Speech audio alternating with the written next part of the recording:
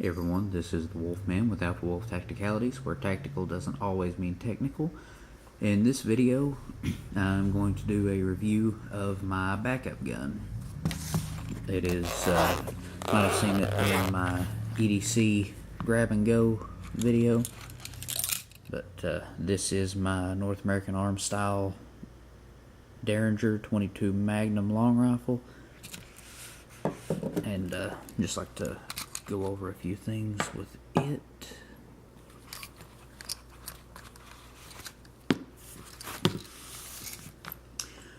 Alright, first off, let's go over some of the pros. Well, actually, let's start off with this is not actually the North American Arms brand. It's a BC Special. If you can, there it is. I'm really not 100% sure who makes it. I think that it might be, I cannot remember who I thought it was. But, Charter Arms, I think, maybe, that's what it was. Don't quote me on that, I could be wrong. If anyone knows for a fact about this little gun, go ahead and let me know in the comments or private message, and I'll do another video as a personal thank you, because I would really like to know. One of the reasons I'll get to later in the video, but like I said, we'll start with some of the pros to this gun. First off, I'd like to talk about the size as being one of the biggest pros of this gun. I mean, it fits perfectly just in my hand, you know. It just slides right in a pocket, the fifth pocket or watch pocket, lighter pocket. I've heard it called a dozen different names, but the little pocket within your right hand jeans pocket. It just kind of disappears in just about anything. As you've seen in my other video, my ADC kit, this, you know, it fits in there like nothing. So, you know, the size, it's really light. You can throw it in your pocket and you really don't even know that it's there. I forget that I've got this carrying it around the house sometimes. I don't normally carry it around in my pocket out anywhere. I normally keep it in the kit just as a grab and go kind of thing, but you know, it's always there and it doesn't take up any space, and I've never thought to myself, man, I wish I didn't have this with me. You know, it's light, it's small, it's compact. You don't have an excuse not to have something on you. Another one of the cons is the ammo is really cheap. That is, if you can find it. 22 Magnum is what I have in it right now. I variate between shot shell and solid tip. The solid tip is CCI, as is the shot shell. But this was, I think, number 12 shot, if I'm not mistaken. You know, point it in the general direction of whoever is trying to do whatever's face and give them a face full of it. You know, they, if nothing else, it'll stun them long enough to get a good shot off with something that's really going to do the damage. But, you know, eye full of this is going to be at least frowned upon. Ammo is cheap. I think the highest that I've seen it going for lately is $5 a box for 22 long rifle, which that's the conversion cylinder here. I also have shot shell and solid tip in it. But you know, just ammo is cheap if you can find it. So you've always got plenty of ammo to just to, you know, plink around with, practice, range time, whatever, you know. The dual cylinders that I was talking about is another one of the pros. It is 22 Magnum or 22 long rifle. The way I like to do it is practice with 22 long rifle, carry 22 Magnum. The reason that I'm actually not going about that a lot recently, I'll let you know later in the video. But, convertible, more than one type of ammunition to use is always a good thing, because you've always got something, Another one of the pros is, like I was talking about, the shot shells. These are actually kind of hard to find in the 22 long rifle and 22 Magnum, but these, versus a snake, versus bad guy's face, whatever, it's gonna do some damage. They're gonna feel it. Another one of the pros is most firearms this size are only 2 shots derringers, and I would much rather have 5, or the way I carry it, 4 than 2. Just that's kind of obvious. It shouldn't need explaining. But just similar size. You won't find anything in this same capacity, as far as I know. If you find something else, go ahead and let me know, because I'd like to try to find one.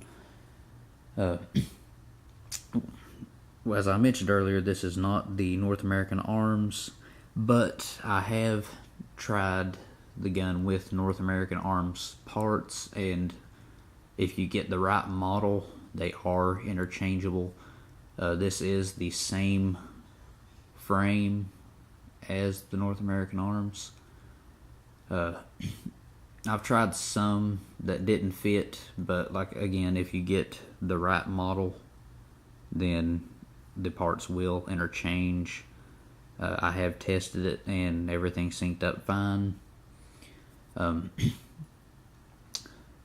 It's made on the same frame as the North American Arms, like I said, so it's solid metal. It's really sturdy, and I just don't have any fear of breaking it. You can tell it's not a toy.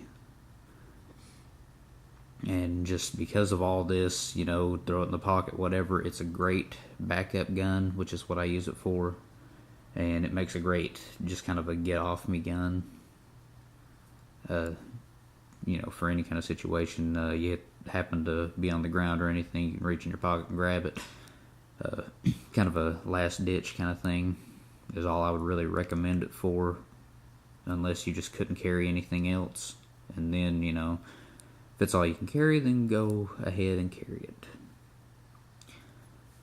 It's, like I mentioned earlier, the shot shells work great versus any kind of snake. I've used them several times, and I have never had any kind of a failure to kill any kind of snake, really. That's all the pros that I can think of right off. We'll go to some of the cons. And, earlier I talked about the size being a good thing. It's also a bad thing. It's hard to really get a grip, and this gun being so small, even in such a small caliber, it's still kind of snappy. And where it is so small, you have the cylinder gap, and every single time, I have never shot this gun and not had to wash my hands afterwards. If you shoot this gun, you will get powder burn on your hands. It's just, I haven't found a way around it yet. There's really not much handle to grab onto. The 22 long rifle isn't so bad, but the really hot loads like the 22 Magnum CCI, those tend to just about fly out of your hand if you're not careful. The velocity of the 22, of any rimfire cartridge really, out of a barrel this short is negligible. I said negligible, I'm not sure why, but just it's not really something you would want to rely on. Reliability of a centerfire cartridge alone is not the greatest in the world, but again, it's better than nothing. Another con would again be the capacity. With this gun in particular, it does not have the safety notches that the North American Arms does. It has something similar, but I've carried them in the safety notch and it slips out too easily for my taste. So, as a safety, I carry it with one missing chamber and just rest the hammer over it. It's single action only, so all you have to do is pull the hammer back and it loads the next round, which is something you would be doing with this gun anyway. But if you need more than 4 shots, you're pretty well out of luck, because another con is reload time. This gun takes a long time to reload. Even if you have 2 preloaded cylinders, you still have to back the pin out, pull the hammer back, pop the cylinder out, pop the other one back in, index it, drop the hammer, lock it in place, and pull the hammer back. It's a long time to reload and fire. So, it's also, because of that, it really doesn't have a safety on it, which is the reason I carry with one empty chamber.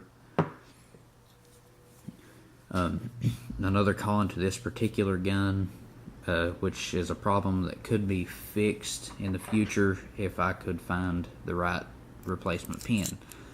But if I find out that if I fire really hot loads like the CCI Magnums, it tends to want to push the cylinder pin out some, and that keeps the cylinder from turning. It keeps the gun from cocking.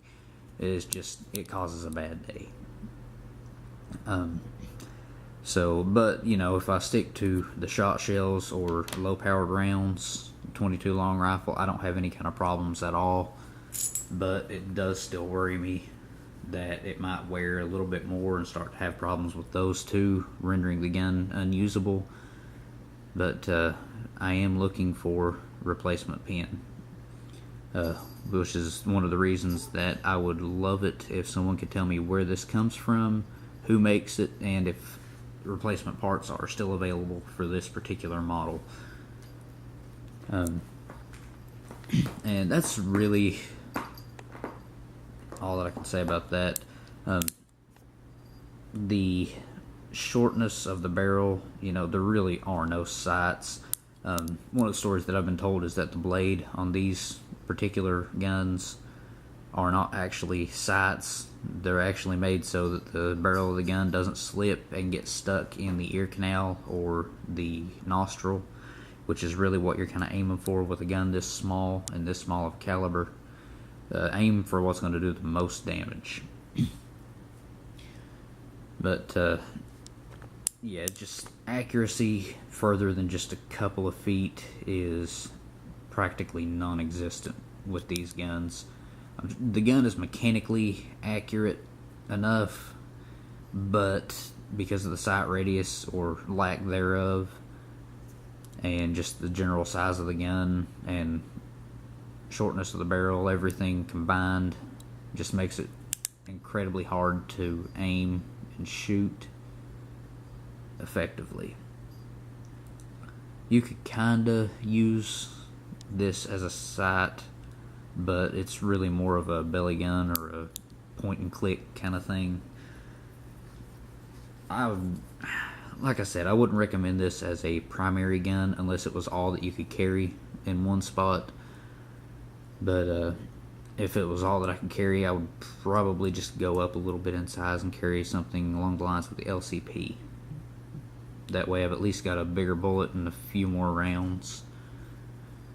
But overall, for its intended purpose in my kit, the gun does what it's supposed to do, and I'm pretty satisfied with it.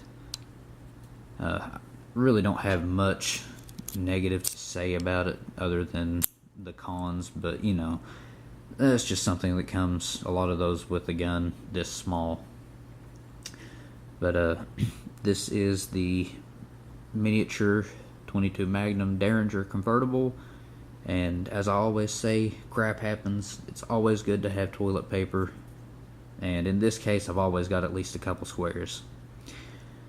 So this is the Wolfman signing off, and good night. I'm the